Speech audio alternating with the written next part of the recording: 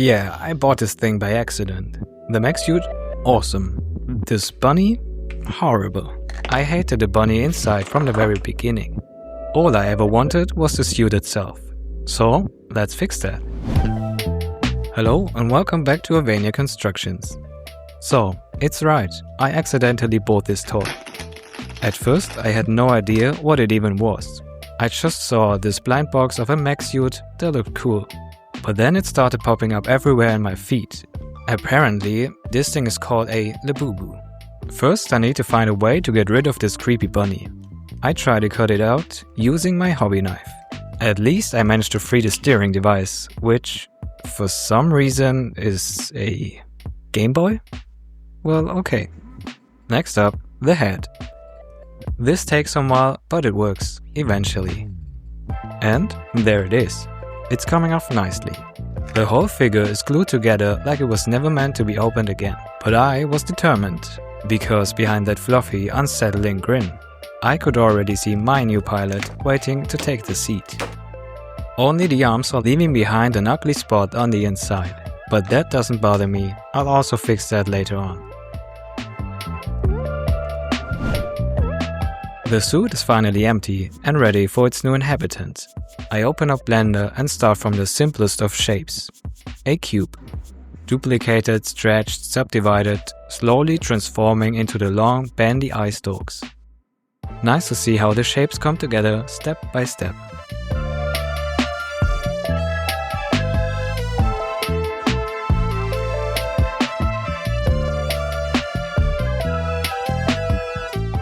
Once the eyeballs are in place, the sculpting can begin. And I knew exactly who I wanted to take the seat. An alien with long stalk eyes.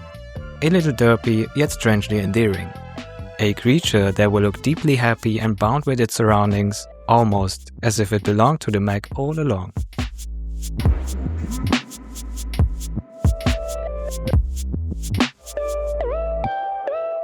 With the glaze strips brush, probably my favorite tool, I brush on subtle sections in the neck, giving the alien a layered, organic look. With Blender's elastic grab tool, I can simply pull and push the mesh around, almost like working with real clay. That's how I lower the corners of the mouth, shaping the expression exactly the way I want.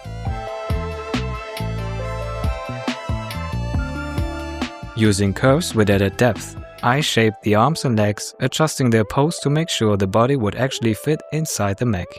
Because, if you noticed, in the original design, the bunny's head sat in the cockpit, while the legs were down in the suit, I suppose.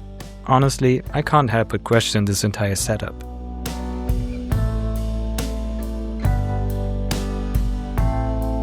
For the hands, I borrowed inspiration from a chameleon. Curling, gripping shapes made from curves. Just like a Bezier line in 2D vector art, the handles let me adjust their flow until it feels right. Then I convert this shape into a mesh and merge it seamlessly with the body. By extruding a cube, I form some claws. Piece by piece, the alien comes together, and once every body part has found its designated position, I merge all of the parts together and start sculpting again.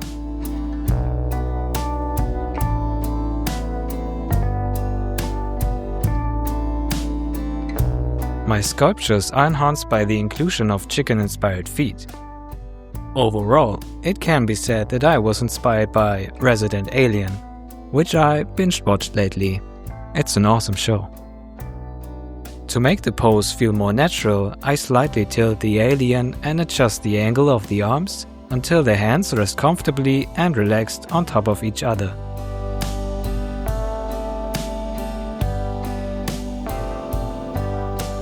A few added details on the upper body and the shaping of the joints give the figure a more organic, lifelike appearance.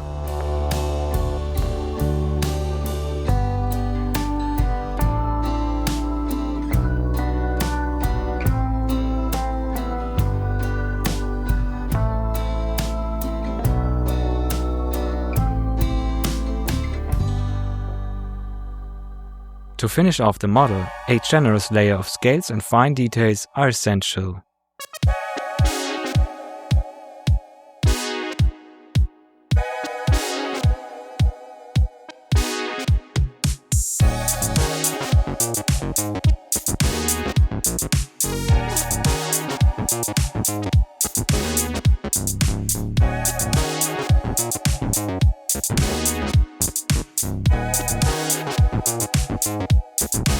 With the draw tool, I thicken the bumps on top of the head and draw on fine wrinkles around the eyes, as if the skin itself is folding and wrapping tightly around the eyeballs. I make sure to add some wrinkles around the eye sections to give it more character. For this procedure, the grease brush is a fantastic tool.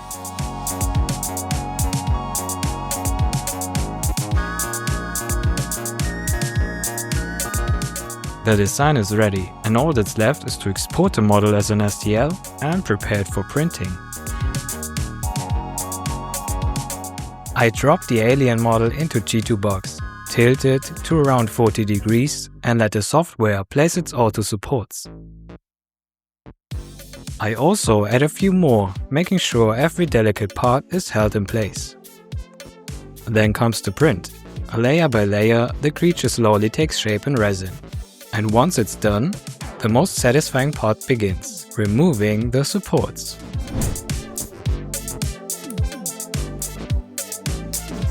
Each little crack and snap feels like freeing the alien from its shell.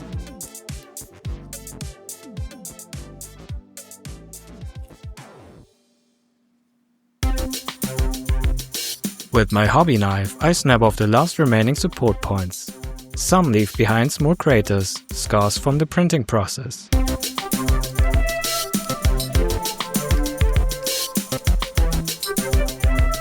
That's where the sanding begins.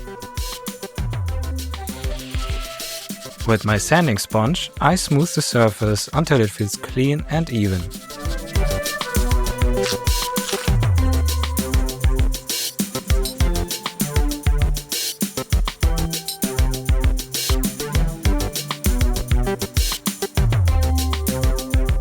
As for painting, I start by covering the alien in a solid coat of white.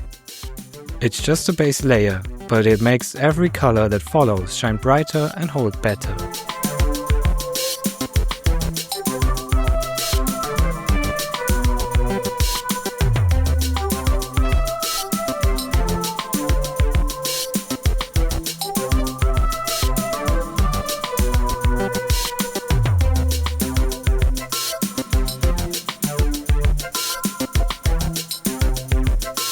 Next I mix green, beige and brown together until I get a muted olive tone.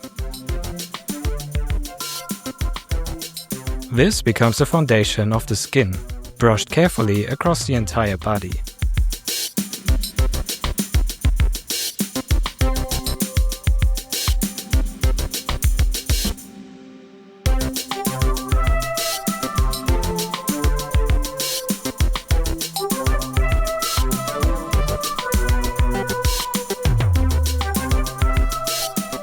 Once it's dry, I add a dark brown wash.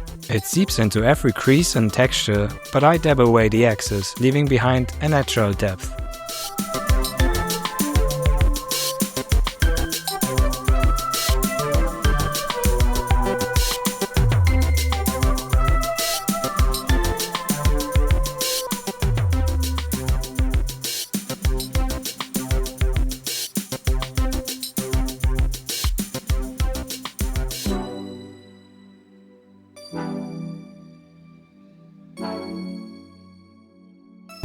With a lighter green, I highlight the chest, the face and the neck, places that catch the light.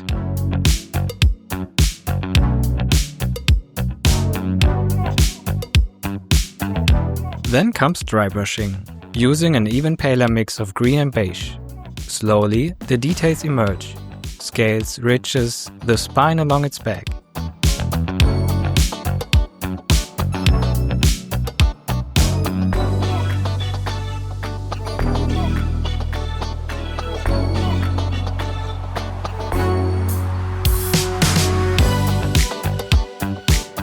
After that, I paint the claws and give this area a light wash as well.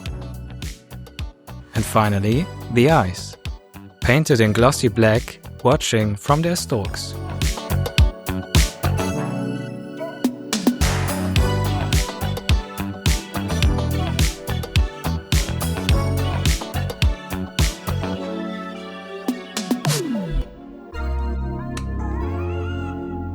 Removing the bunny left some damage inside the cockpit, so I rebuilt the seat from scratch. For this, I use foam clay, pressing it into the indentation and smoothing it out with a bit of water.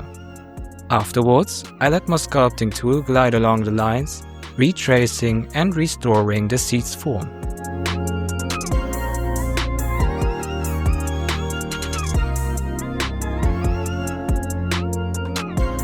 Once the clay is dry, I paint the area in a perfectly matching tone.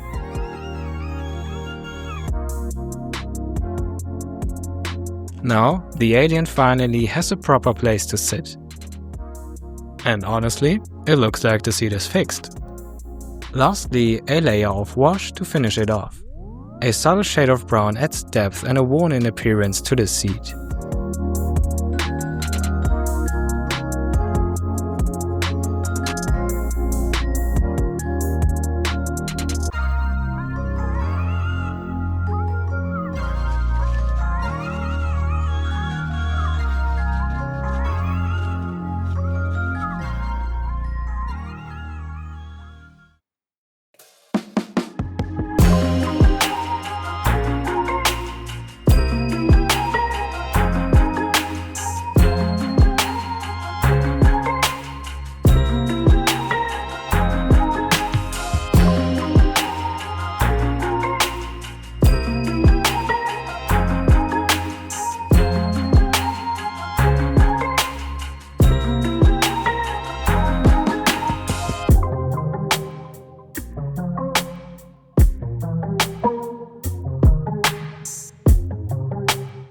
So yeah, I guess I finally fixed it. I'm pretty happy. What do you think? Was it worth destroying a Labubu for this? Let me know in the comments. Why is this face so cursed? And if you want to see more cursed toys turned into aliens or whatever, subscribe for the next project. Until then, see you in the next one.